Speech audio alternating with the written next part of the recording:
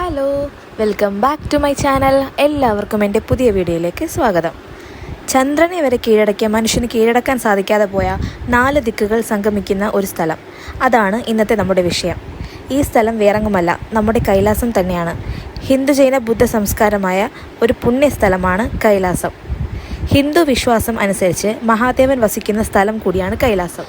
അതുകൊണ്ട് തന്നെ അവിടെ എത്തുന്നവർക്ക് ഓരോ അണുവിലും മഹാദേവൻ്റെ സാന്നിധ്യം അറിയാൻ പറ്റും. ഈ പുണ്യഭൂമിയുടെ രഹസ്യങ്ങൾ അറിയാൻ നിരവധി ശ്രമങ്ങളും പഠനങ്ങളുമെല്ലാം നടന്നിട്ടുണ്ട്. അപ്പോഴൊക്കെ അത്ഭുതപ്പെടുത്തുന്ന കാര്യങ്ങളാണ് നടന്നിട്ടുള്ളത്.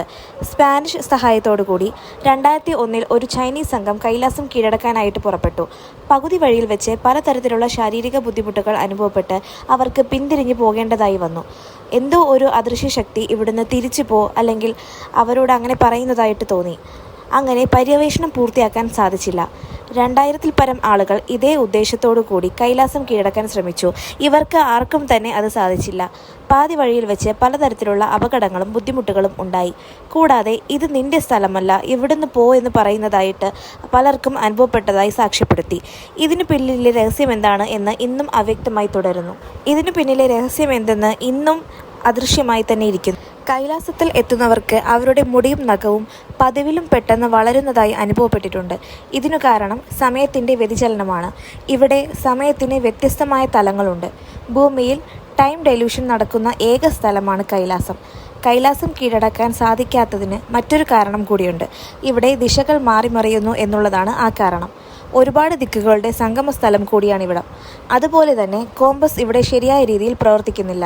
അതുകൊണ്ട് തന്നെ ദിശ കണക്കാക്കാൻ സാധിക്കാതെ വരുന്നു. മാറി വരുന്ന കാലാവസ്ഥയും അതിശൈത്യവും ഇവിടെ അനുഭവപ്പെടുന്നു.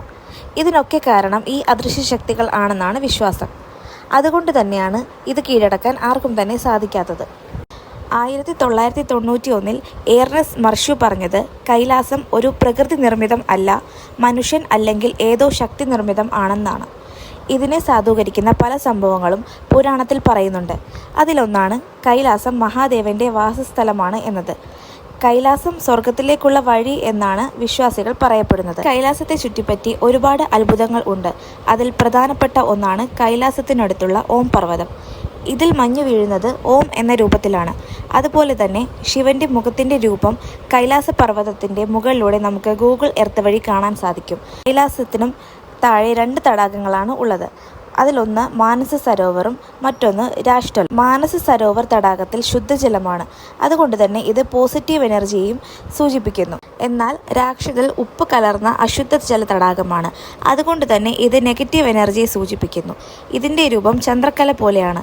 എങ്ങനെയാണ് ഒരേ സ്ഥലത്ത് ശുദ്ധജലവും അശുദ്ധജലവും ഒന്നിച്ചു വന്നതെന്നതിന് ഇന്നും ഉത്തരം ലഭിച്ചിട്ടില്ല. താമര ഇതൾ പോലെയാണ് കൈലാസ പർവ്വതം, അതായത് ഭൂമിയിൽ നിന്ന് മുളച്ചു വന്ന് ഉണ്ടായതുപോലെ.